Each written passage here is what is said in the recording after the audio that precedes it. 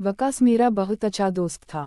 मैं उसकी शादी में किसी मजबूरी की वजह से शिरकत नहीं कर सका था, इसलिए वह मुझसे सख्त नाराज था। मैंने उसकी नाराजगी को दूर करने के लिए उसके साथ एक डिनर का इंतजाम किया था, जिसमें उसने उसकी वाइफ के साथ ही इनवाइट किया था। मैं भी गैर शादीशुदा था, क्योंकि मुझे अपनी पढ़ाई पर फोकस करना था। वकास ने कम उम्र ही में ही घर वालों के दबाव में आकर अपने ही कजन से शादी कर ली थी, जबकि वकास की पढ़ाई भी अभी तक पूरी नहीं हुई थी। वकास की बीवी उससे 2 साल छोटी थी। वो दिखने में बहुत ही खूबसूरत नजर आती थी। उसका गोल चेहरा और उस पर बड़ी बड़ी आँखें थीं। गालों में डिंपल पड़ते और होठों किसी गुलाब की पंखुड़ी के मनीडा हर वक्त ताज़ा और गुलाबी रहते थे। मैंने यह दावत बाहर ही रखी थी। जब वकास अपनी बीवी के साथ वहाँ पर आया तो उसकी बीवी ने काले रंग का लिबास बटना किया हुआ था। मैंने उसे देखते ही एकदम खामोश ही खड़ा हो गया। वो बड़ खूबसूरत एक कातिल हसीना लग रही थी। जब मैंने उसे यूं खिलखिलाते और मुस्कुराते देखा तो मेरी आँखें जैसे हैरत से फैल गई थी। किस कदर वो खूबसूरत थी। वकास की तो जैसे लॉटरी लग गई थी। तभी वह दोनों मेरे करीब आए। मैं वकास से गले मिला, मगर मेरी नज़रें मुसलसल उसकी बीवी का तवाफ कर रही थी। फिर हम तीनों ने बैठकर खाना खाया, बल्कि मैंने तो सिर्फ बैठकर वकास की बीवी का नज़ारा किया। वह किस कदर तंग लिबास में मलबा थी और कितनी खूबसूरत नजर आ रही थी। मैं जैसे ही उसकी बीवी को घूर रहा था, मैं देख रहा था कि वकास को यह बात हरगिज़ पसंद नहीं आ रही। वो बार बार मेरी नज़रों का जायजा ले रहा था और अपनी बीवी के लिबास को देख रहा था। फिर खाना खाकर पाग हुए तो मैंने उन दोनों को घर ड्रॉप किया। वकास की अपनी गाड़ी नहीं थी, जबकि मैं एक अच्छे खासे खाते पीते घराने से ताल्लुक़ रखता था और अपने बाप का इकलौता बेटा था। वकास की बीवी मेरा टापा सुनकर मुझे टिकटिकी बांधे देख रही थी, जैसे उसकी कोई अधूरी हसरत रह गई थी, जिसे वह पूरा करना चाहती थी। मुझे उसकी आँखों में दौलत की चमक साफ दिखाई दे रही थी। तभी मैंने यह फैसला कर लिया था कि अपनी दौलत को वकास की बीवी पर ही लुटाऊंगा और उससे खूब फ़ायदा हासिल करूंगा। वकास के घर में चंद ही लोग थे। एक उसकी भाजी थी जो शादी करके रुखसत हो गई थी।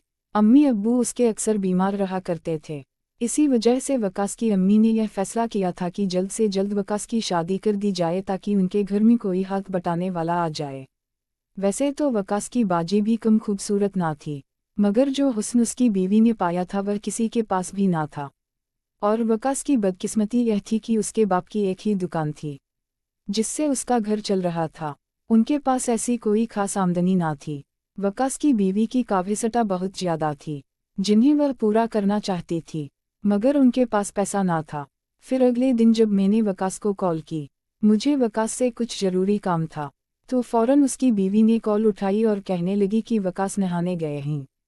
उसकी आवाज़ इस कदर सुरीली थी कि मेरे कानों में रस घोल रही थी। फिर मैंने कुछ देर उससे इधर उधर की बातें की। इतने में वकास आया और उसने फ़ोन ले लिया। फिर मैंने वकास से कुछ ज़रूरी बात की और कॉल बंद कर दी। मुझे महसूस हो रहा था जैसे वकास को अच्छा ना लगा था कि मैंने उसकी बीवी से फ़ोन पर इस तरह इतनी देर तक बात की थी। फिर कई मिनट तक मैं इसी सोकों में गुम रहा कि ना जाने वकास ने अपनी बीवी को क्या कहा होगा, कि मेरी वजह से खफा तो नहीं हुआ होगा। कुछ दिन यूं ही गुजर गए। मैं ऐनापा कामों में मसापा हो गया। फिर एक दिन वकास की बीवी का फ़ोन आया कि वकास का एक्सीडेंट हो गया है, जल्दी से आप अस्पताल आ जाए। मैं जल्दी से अस्पताल पहुंचा तो यह देखकर मेरे पैरों तले ज़मीन निकल गई। वकास का बहुत बुरी तरह से एक्सीडेंट हुआ था। वो बाइक चलाते हुए किसी कार से टकरा गया था, जिस वजह से उसकी टांग में बड़ा फ्रैक्चर आ गया था। उसका वालिद भी वहीं मौजूद था, मगर वहाँ किसी लड़के की ज़रूरत थी, इसलिए वकास की बीवी ने वकास के फ़ोन से मुझे मैसेज करके बुला लिया था। वकास का ऑपरेशन चल रहा था। सामा जो कि वकास की बीवी थी, वह जोरों का तार रो रही थी। मैं सामा को हौसला दे रहा था कि वकास को कुछ नहीं होगा, आप परेशान मत हो। इसी दौरान मैंने उसका बहुत ख्याल रखा और उसे जूस वगैरह पिलाया जिससे उसका कुछ हौसला बहाल हुआ। तकरीबन 1 घंटे बाद वकास का ऑपरेशन खत्म हुआ। मैंने वकास के वालिद को भी कह दिया था कि वह घर चले जाए। मैं और सहमा वकास के साथ यहीं रुकेंगे जब तक वकास को डिस्चार्ज नहीं कर दिया जाता। उसके वालिद भी मटमिना होकर अब घर जा चुके थे। मैं और सहमा अब बाहर हॉस्पिटल के बीच पर बैठे हुए थे। वका अभी नशे की हालत में था। जो नशा उसे ऑपरेशन के वक्त चढ़ाया गया था, उसे खत्म होने में अभी वक्त लगना था। मैंने सामा से कुछ खाने का पूछा तो उसने बताया कि मैंने दिन से ही कुछ नहीं खाया।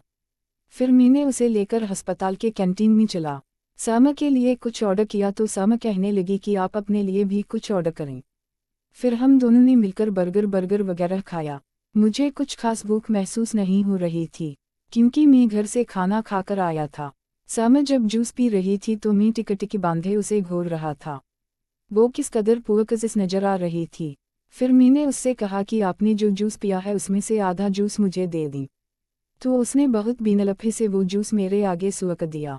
फिर मैं उसी जूस से कुछ सिप लेने लगा। फिर हम लोग अस्पताल वापस आ गए। वकास भी अब होश में आ चुका था।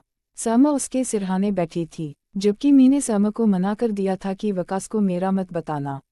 मैं यहीं बाहर इंतजार कर रहा हूँ, क्योंकि वकास का उस दिन का रवैया भी ना भूला था कि उसको कितना बुरा लगा था।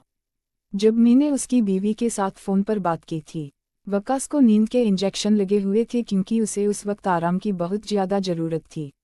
सामा बाहर आ गई। मैंने और सामा ने सारी रात बैठकर खूब सारी बातें की। तभी सामा ने मुझे बताया कि वह वकास को बिल्कुल भी पसंद नहीं करती। यह शादी उनकी बहुत ही मजबूरी में हुई है। तभी मैं सामा से कहने लगा कि तुम तो बहुत ज़्यादा हसीन हो। तुम्हें तो कोई भी अमीर लड़का मिल सकता था।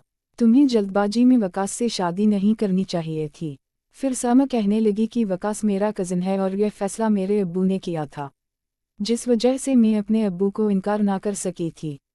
मगर अब मैं भी वकास के साथ कुछ खास खुश नहीं हूँ, क्योंकि वकास मेरी काव्यसटा को पूरा नहीं कर पाता। जैसे अभी आपने मुझे बाहर खाना खिलाया और उस रात जब आपने मुझे बाहर डिनर करवाया था। मैं हमेशा से ही बाहर घूमने फिरने की शौकीन रही थी, मगर वकास को यह सब बिल्कुल भी पसंद नहीं था।